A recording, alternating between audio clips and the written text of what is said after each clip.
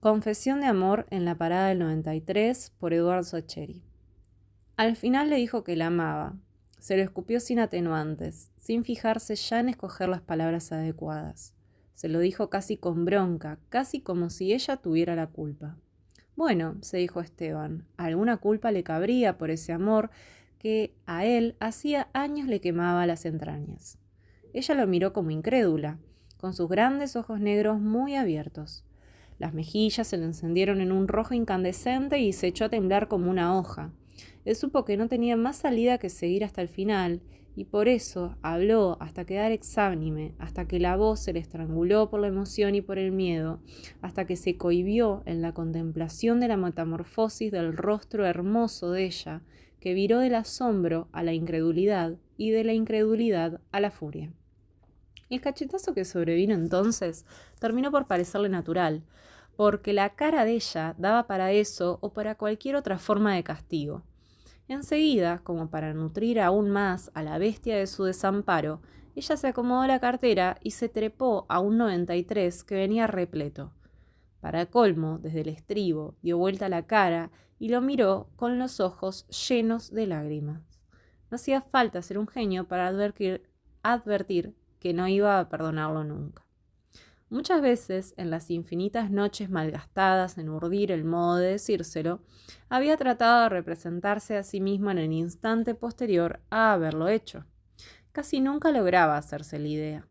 Hablarle le parecía algo tan difícil, tan improbable, que el minuto siguiente a haberlo conseguido se le antojaba de otro mundo, un minuto para ser vivido en otro planeta.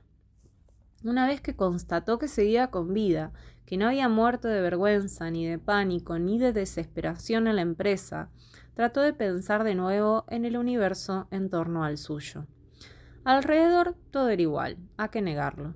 Buenos Aires estaba por todos lados, pero casi no importaba. El cielo estaba encapotado de nubes bajas y pesadas. Esteban casi sintió un pinchazo ligero de bronca, una sensación de injusticia por esa indiferencia rotunda para con su tormento en carne viva.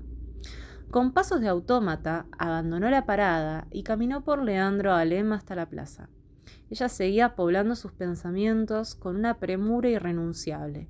Su imagen de llanto en el estribo, su rostro dolido y rabioso y desencantado, se le imponían de un modo mucho mayor que el tamaño que cobraba su propia desventura. En una de esas tardes de café que pactaban a menudo, ella le había contado con naturalidad que se casaba en mayo. Como él sabía que tarde o temprano llegaría el día en que ella tendría que arrojarle esa montaña sobre la cabeza, consiguió que el cataclismo de su alma pasase casi inadvertido. Armándose de valor, hasta tuvo la hombría de formular las preguntas consabidas. Que cuándo, que en qué iglesia, que la fiesta dónde, que la luna de miel en qué lugar y otras por el estilo. Las 3 noches siguientes, que pasó tumbado en la cama sin pegar un ojo, trató de convencerse de que mejor, de que ya era hora, de que el tal Alejandro no era tan mal tipo, de que ese iba a ser tal vez el único modo de obligarse a perderla y olvidarla. Se vieron varias veces desde entonces. Habría sido sospechoso que él evitara sus encuentros. ¿No le decía a ella siempre que él era su mejor amigo? ¿No se habían burlado juntos 100 veces de los que negaban la posibilidad de la amistad entre el hombre y la mujer? ¿No se habían reído siempre en sus encuentros de los chimentos que los unían en romances de todo tipo? Para Esteban esos fueron 4 meses macabros, pero los soportó a pie firme. Se encontraban en el café de siempre, en el bajo, y la dejaba hablar de la modista, del ramo de novia, del buffet, del costo del cubierto, de las rencillas surgidas en torno a la lista de invitados. Él se asombró, en ese lapso, de cuántas cosas era capaz de soportar sin gritarle que se callara, que lo dejara en paz, que dejara de martirizarlo con esos punzones afilados que le desgarraban las entrañas. Pero el lunes, cuando ella llamó para citarlo para la antevíspera del civil, sintió que era demasiado. Trató de decirle que no podía de ninguna manera, que mejor se veían directamente el día de la iglesia, porque al civil también iba a serles imposible acudir. Pero ella, como siempre, se la ingenió para desbaratarle las intenciones y vencerle las resistencias, y al final se escuchó a sí mismo pactando otro de esos encuentros del demonio en el café de Leandro Alem para el miércoles a la tarde. Ella llegó con su impuntualidad de siempre, declamando que debía partir en 10 minutos al encuentro de la modista, pero se pasó la siguiente hora y media atorada en un monólogo florido. Igual estaba rara. Esteban supuso que era natural y que todas las mujeres se ponían así en los días previos a casarse. Intentó escucharla con la buena disposición de siempre, pero por más que trataba, lo corroía la idea de que desde la mañana del viernes siguiente ella iba a hacerle fatal y perpetua y definitivamente ajena, sin que él fuese capaz de enarbolar gesto alguno capaz de evitarlo. Porque era evidente, se decía, que jamás conseguiría vencer su propia cobardía. ¿Para qué traerle un problema, una desilusión? ¿Para qué ofenderla, inmiscuirse de contrabando en su existencia, traicionar la linda amistad que los unía, obligarla a rechazarlo, a decirle lo lamento, yo no sabía, jamás me hubiese imaginado? ¿Para qué forzarla a poner cara de compasión, cara de te entiendo, pobrecito Esteban, ¿cómo puedo ayudarte a que te olvides? Atragantado de dolor y de rabia consigo mismo, casi le agradeció en voz alta, cuando ella por fin hizo silencio, después de narrarle un principio de conflicto felizmente resuelto entre sus testigos de iglesia y del civil, zanjado por la angelical intervención de Margarita. Esteban tiró el último pedacito del sobre de azúcar en la borra del pocillo, mientras ella miraba miraba el reloj sobre la barra. Llamó al mozo, pagó y salieron a la calle. Como siempre, se ofreció a acompañarla hasta el colectivo y ella accedió sonriendo. Sin embargo, su locuacidad parecía haberse evaporado. Esteban empezó a sentirse mal del estómago. Había confiado en que los últimos minutos de ese tormento asirio pasaran en el torbellino de su charla infatigable. Pero en lugar de eso, ambos caminaban silenciosos por el bajo, ella mirándose los pies y él con la vista clavada en el vacío, buscando en su interior algún despojo de resignación o de valentía. «Ya llegamos», dijo ella. En el refugio esperaba solamente una señora gorda. Él automáticamente bajó el cordón y se paró en la orilla de la calle. Era algo que siempre hacía. Por empezar, era bastante más alto que ella y al descender esos centímetros sus ojos podían encontrar muy cerca los de ella. Y además, cuando algún auto pasaba cerca de la vereda, Agustina instintivamente, aunque siguiera la conversación sin inmutarse, estiraba el brazo y le capturaba el suyo, atrayéndolo sin violencia hacia un lugar más seguro. Y ese gesto de cuidado e intimidad a él le entibiaba las angustias. Pero hoy ni siquiera esos ritos antidiluvianos surtían sus efectos analgésicos. Ella tenía la vista suspendida adelante, tratando de adivinar, en su miopía, el colectivo viniendo del lado del correo. Esteban, por su lado, trataba de tener el terremoto de sus tripas, concentrándose en que ya era miércoles a la nochecita y que el asunto era permanecer con vida hasta el domingo, porque abrigaba la ilusión grisácea de que, desde entonces, su amor desventurado se iría asfixiando con el tiempo y en la distancia, ahogado en el veneno de lo irrevocable. No obstante, no se sintió aliviado cuando por fin el 93 se asomó por el lado de Corrientes, y ella lo miró con una sonrisa rara y de labios apretados, y le dijo, ahí viene, como si él fuese tonto, como si fuese ciego, como si fuese incapaz de ver el enorme cacharro amarillento de sus desventuras, acercándose inexorable, zigzagueando del carril lento al rápido y viceversa para consumar la catástrofe de su alma, para tragarse al amor de su vida y arrancárselo para siempre.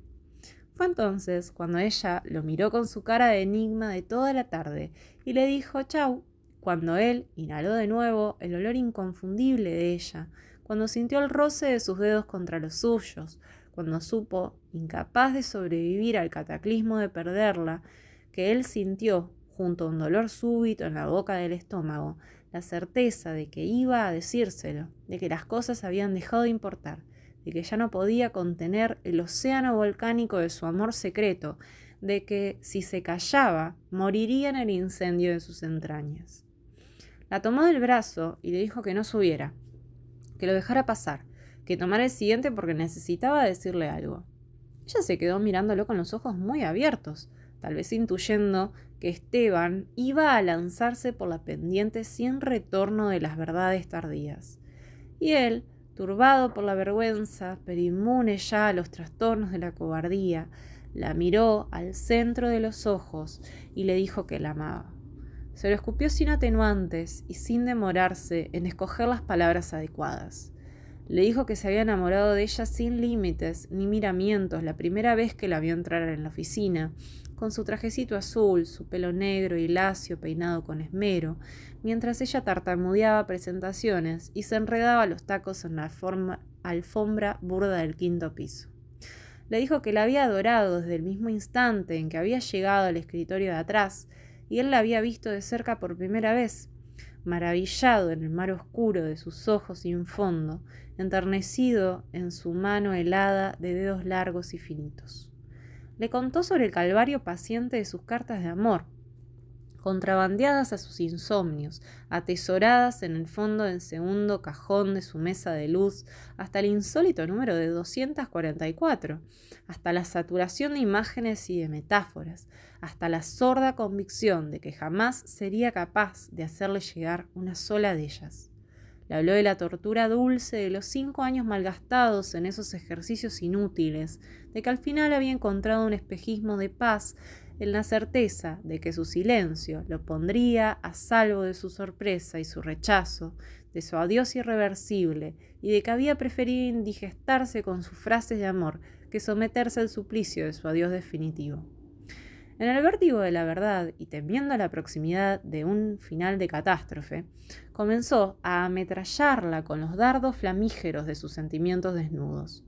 Intuyó, al calor de su corazón desbocado, que las palabras corrientes, esas que se usan todos los días, no eran adecuadas para describir un amor como el suyo, y desplegó temerario, una verborragia indómita que mezclaba improvisaciones geniales con pedazos arrancados al azar de los 244 borradores de sus cartas de amor empedernido.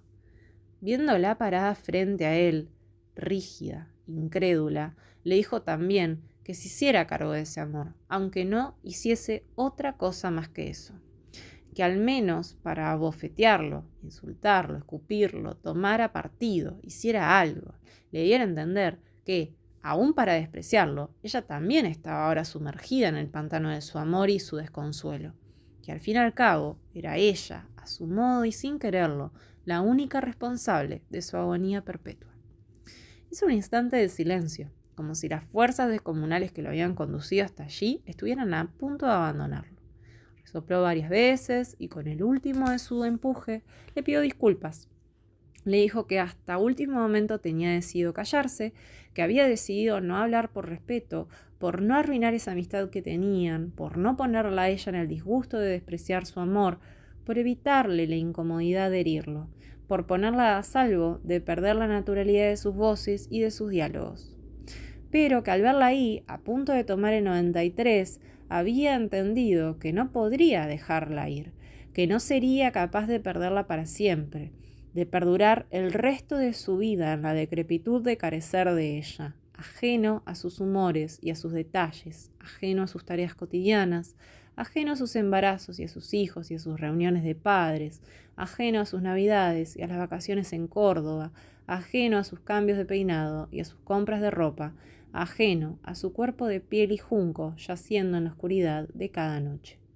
Después, agotado, terminó por callarse.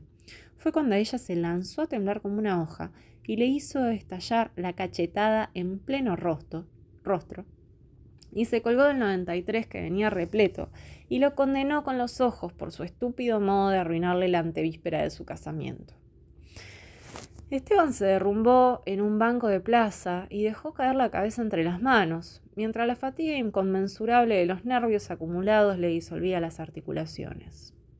El alma se le anegó de angustia y de desamparo. Se vio al final como tanto había temido verse, solo en el universo, privado para siempre de ella y de la mera posibilidad de ella alguna vez. Y, aunque no se arrepintió de haberle hablado como acababa de hacerlo, cayó en la cuenta de que la tranquilidad de conciencia tenía muy poco que ver con la paz del espíritu. Entonces la congoja le subió por fin hasta los ojos, y la plaza y Buenos Aires se le nublaron de lágrimas tibias y saladas. Trató de contenerse primero, pero cuando en su alma fue tomado por fin el tamaño... Pero cuando en su alma fue tomando por fin cuerpo el tamaño del abismo de su soledad, el horizonte inabarcable de su desolación se desbarrancó en un llanto desesperado, que abría hasta el fondo las esclusas de su rencor y su desconsuelo. Empezó a llover, primero tímidamente, con unos gotones grandes y dispersos que golpeaban con fuerza las hojas de los árboles y los pétalos de las flores en los canteros. Después con más ahínco, aunque sin llegar al aguacero. En cuanto fue capaz de percibir la mojadura, Esteban levantó la cabeza y miró en torno. La gente se había ido, como siempre se va del bajo cuando anochece. Dejó de llover. Dejó de llorar. Se restregó con las mangas los ojos enrojecidos. No tenía la menor idea de a dónde ir.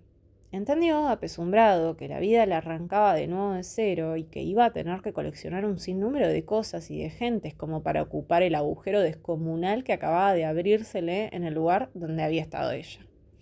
Caminó de espaldas a la avenida hacia el lado del río. A los pocos pasos se detuvo, se asustó y casi se enojó consigo mismo, cuando por encima del rumor de la lluvia y de los autos creyó escuchar un grito que traía su nombre. Era posible, por supuesto, que estuviesen llamando a otro a Esteban. Era posible que, aunque la voz fuese de mujer y aunque se pareciera terriblemente a la voz de Agustina, la nostalgia y la desesperación le estuvieran haciendo pasar un mal rato. Era posible que el sonido rumoroso sobre las piedras anaranjadas del caminito fuera otra cosa que los zapatos de taco de ella tragándose la distancia que los separaba. Era posible que estuviese alucinando y que no valiese la pena volverse para verla a ella indiscutible y real y tangible, a ella corriendo por la plaza gritando su nombre, a ella despedazando el futuro escrito en letras definitivas, a ella también empapada del agua de otro banco de otra plaza, a ella saltándole al cuello en un abrazo risueño y bañado de su propio llanto, a ella incinerándolo para siempre en el fuego de sus labios contra los suyos, a ella abrigándolo en sus primeras palabras de amor, susurradas, trémulas, contra su oído. El cuento es de Eduardo Sacheri y es del libro Te conozco Mendizábal y otros cuentos.